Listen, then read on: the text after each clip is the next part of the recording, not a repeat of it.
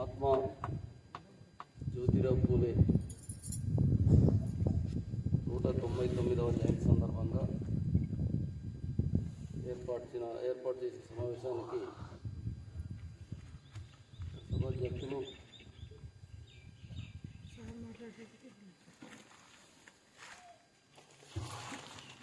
మన all India ఆదివాసీ స్వయంపాలన సాధన సమితి రాష్ట్ర ఉపాధ్యక్షులు అజయ్ కుమార్ గారు, అదేవిధంగా all India Bahujan Samaj party జిల్లా అధ్యక్షులు తిరుమల దేవనాయుడు గారు,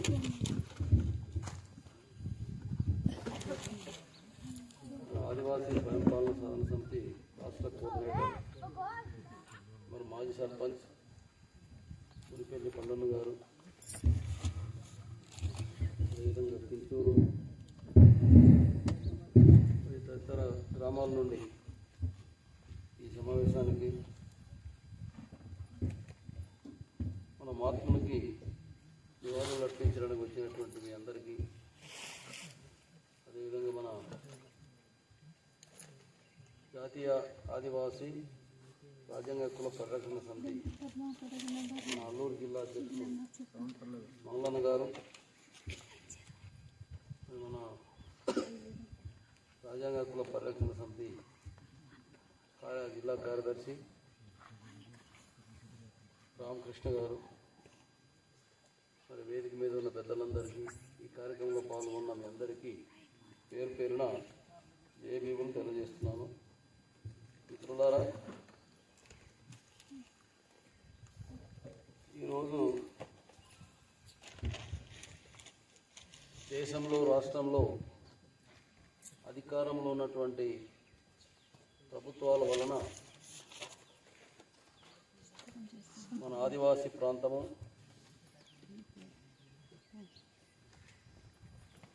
ఆదివాసీ ప్రాంతానికి రాజ్యాంగం ఇచ్చినటువంటి చట్టాలు ఇవన్నీ కూడా ఈ ప్రభుత్వాలు హరించే ప్రయత్నం పనిలో ఉన్నది. అది లేకుండా చేసే పనిలో ఉంది. ఈ ప్రాంతంలో అడవులు, భూమి, నీళ్లు, మన ఊరు, గాలి ఇవి కాపాడటం కోసం రాజ్యాంగం ద్వారా ఉన్నటువంటి చట్టాలు, అడవులు రక్షించడానికి ఉన్న చట్టాలు ఇవన్నీ కూడా కేంద్ర ప్రభుత్వాలు దాన్ని చాలా వరకు ఇప్పటికే మార్చేసింది. అది 2019 నుండి 2024 దాకా ఆ చట్టాలు చాలా వరకు మార్చేశారు. దాంట్లో భాగంగానే దానివలన మన ప్రాంతము ప్రమాదంలో ఉంది, మన బతుకులు ప్రమాదంలో ఉంది. మరి ఆ రోజు ఇలాంటి ప్రమాదాల కంటే ఇంకా భయంకరమైన ప్రమాదాలు అంటే ఆ రోజు ఏ హక్కులు లేవు, మనకు ఏ హక్కు లేదు. భూమి హక్కు లేదు, చదివే హక్కు లేదు, మంచి బట్టలు వేసుకునే హక్కు లేదు, మనం తిండి మనం నచ్చిన తిండి తినే హక్కు కూడా మనకు లేదు.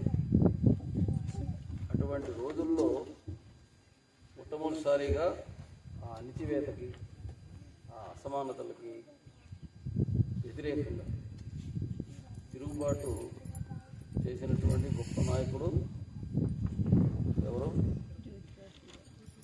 మహాత్మా జ్యోతిరావు పూలే. ఈ చరిత్ర, ఇది మన చరిత్ర, ఇది మన బతుకు చరిత్ర. మన బతుకు కోసం వాళ్ళు ఎన్నో త్యాగాలు చేశారు, అవమానం పడ్డారు, ఇబ్బంది పడ్డారు, ఇంటి నుంచి వెలివేయబడ్డారు, ఇంటి నుంచి గెంటేశారు. అయినా సరే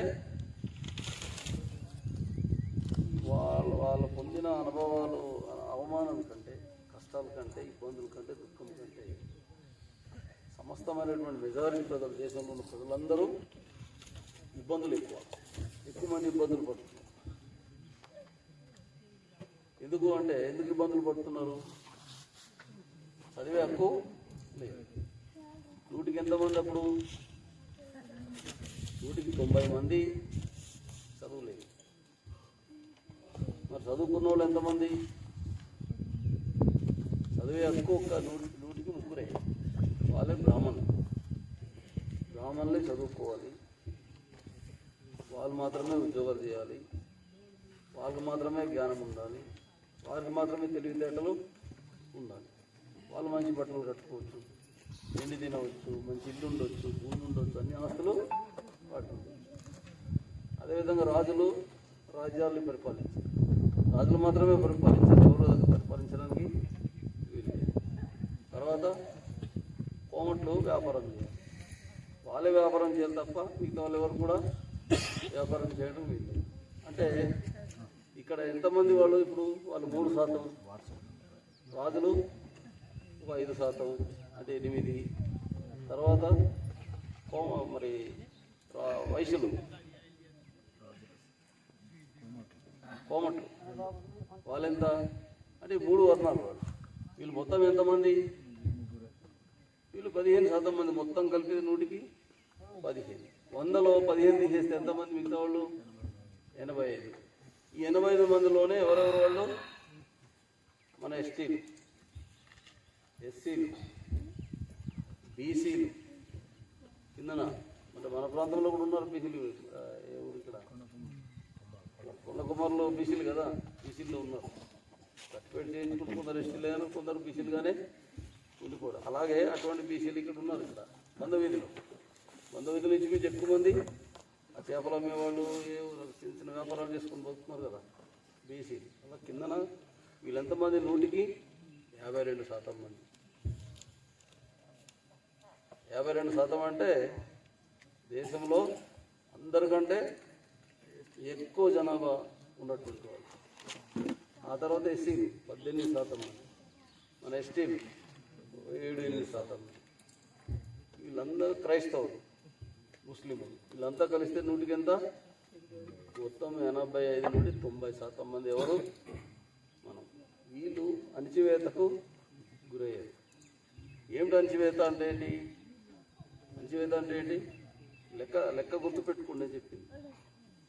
వాళ్ళు ఎంతమంది? చదువు ఎవరు సొంతం? బ్రాహ్మణుడు సొంతం. వాళ్ళు 100కి ఎంతమంది? 3. ఆ 3కి ఏంటున్నది? చదువు అనేది వాడు సొంతం, వాడు హక్కు. అది చదివే మిగతా ఎవరు? రాజు కూడా చదివే హక్కు లేదు. తర్వాత కోమటోడు కూడా చదివే హక్కు. వీడు వ్యాపారం మాత్రమే చేయాలి, రాజు మాత్రం రాజ్యాల్ని పరిపాలించాలి. ఎవరు చెప్పినట్టు? అక్కడ పండితుడు ఎవడు? సలహాదారుడు ఎవడు? ఎందుకు సలహాదారుడు పండితుడు ఎందుకున్నాడు? వాడు చదువుకున్నాడు. వాడే ఎందుకు చదువుకున్నాడు? అది మనం ఆలోచించాలి. వాడే ఎందుకు చదువుకున్నాడు, మనం ఎందుకు చదువుకోలేదు? మరి అలాగే 52% ఉన్నాడు బీసీలకు చదువులేదు, 18% ఉన్నటువంటి ఎస్సీలకు చదువులేదు, మరి 8% ఉన్నటువంటి ఎస్టీలకు చదువులేదు. ఆ తర్వాత క్రైస్తవులు, ముస్లింలు, వీళ్ళు కూడా ఎవరు? వీళ్ళు కూడా ఎస్టీలు ఎస్సీలు ఉన్నారు. ఎస్సీల నుంచే వీళ్ళు ముస్లింలు క్రైస్తవులు అయ్యారు. బ్రిటిష్ వాళ్ళు మన దేశాన్ని పరిపాలించేటప్పుడు క్రైస్తవులుగా మారారు. ఎందుకు?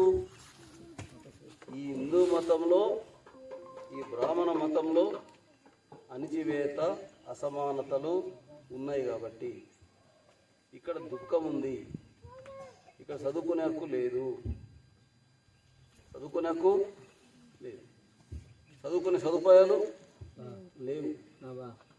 అప్పుడేంటి? ఎప్పుడు మూతికి ముంత, మెడగండ, ముడికి చీపురు కట్టుకొని మనం బయటికి వెళ్ళాలి. ఎక్కడికి? పాడేరు సంతకి వెళ్ళినప్పుడు, పెళ్ళింటికి వెళ్ళినప్పుడు, నువ్వు ఎక్కడికి వెళ్ళినా కూడా ఆ చీపురు బొర్ర ఇడుచుకొని వెళ్ళాలి కదా. అది అణచివేత. దాని యొక్క ఫలితం వలన ఏమైంది? దాన్నే బ్రాహ్మణవాదము అంటారు, లేకపోతే మనువాదము, లేకపోతే హిందూ ధర్మము, లేకపోతే మనువాదము. ఇప్పుడు మళ్ళీ సనాతన ధర్మము అంటున్నారు. సరే, సనాతన ధర్మమైన, మనుధర్మమైన, బ్రాహ్మణ ధర్మమైన, ఏ ధర్మమైనా కూడా, ఏ ధర్మమైనా మనిషికి, మనుషులందరికీ సమానమైన అవకాశాలు ఉండడం అనేది మానవ ధర్మం.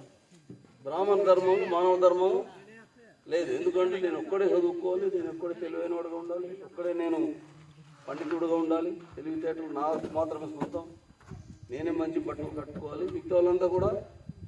అప్పుడు ఏంటి పరిస్థితి తెలుసా? ఈ బట్ట మనం కట్టుకోవడం కూడా లేదు అప్పుడు మనకి. వాళ్ళు వాడి చిరిగిపోయిన బట్టలు ఉంటాయి కదా, పారేస్తే ఆ బట్టలు మనం వేసుకోవాలి, ఆ బట్టలు మనం వేసుకోవాలి. తర్వాత తిండి కూడా మనం వండుకొని తినడం లేదు, వాటి తిని మిగిలించిన ఉంటాయి కదా, పారేయడానికి ఉంచి ఉంటాడు, అది తిని మనం బతికాం. మనుధర్మం వలన జరిగిన నష్టం, లేకపోతే మనువాదం వల్ల జరిగిన నష్టం, దానివల్ల ఏమైంది, దానికి ఆ కారణంగా ఏమైంది, 78 సంవత్సరాలు అయింది స్వతంత్రం వచ్చి మనకి. ఈ 78 సంవత్సరాల కాలంలో ఇప్పుడు దాకా ఒంటిందుల గ్రామం ఒక్క ఊరే తీసుకుందాము, లేదా కించూరు గ్రామం తీసుకుందాం, బంటోత్పుట్టు గ్రామం తీసుకుందాం, ఇక్కడ వనభంగి తీసుకుందాం, తోటలుగొంది, ఏదో కొన్ని గ్రామాలు తీసుకుందాం. ఆ గ్రామాల్లో ఎంతమంది చదువుకున్న వాళ్ళు ఉన్నారు?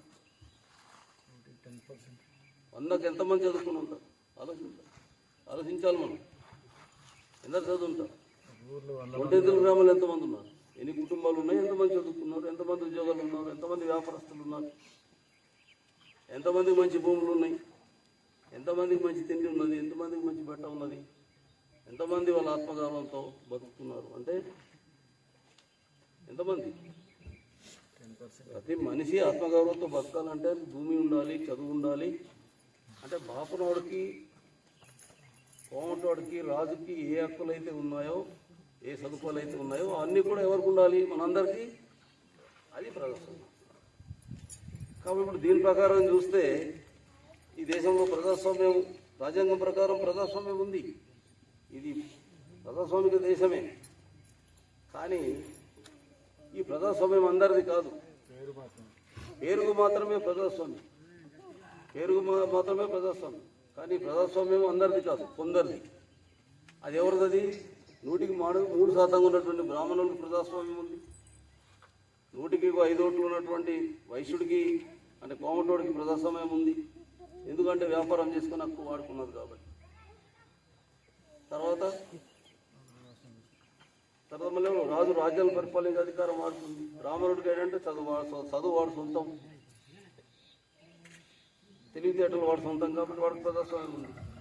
సరే, ఇప్పుడు 78 సంవత్సరాల్లో మన బాబాసాహెబ్ అంబేద్కర్ మనకు రాజ్యాంగం రాసిన తర్వాత, అది 1950 జనవరి 26 తారీఖున ఈ రాజ్యాంగం అమల్లోకి వచ్చింది. అమల్లోకి వచ్చిన తర్వాత అప్పుడు అందరికీ ఓటు హక్కు వచ్చింది. ఈ ఓటు హక్కు ఎవరిచ్చారు? ఓటు హక్కు ఎవరిచ్చారు? ఎలా వచ్చింది? ఎవరికి ఇచ్చారు?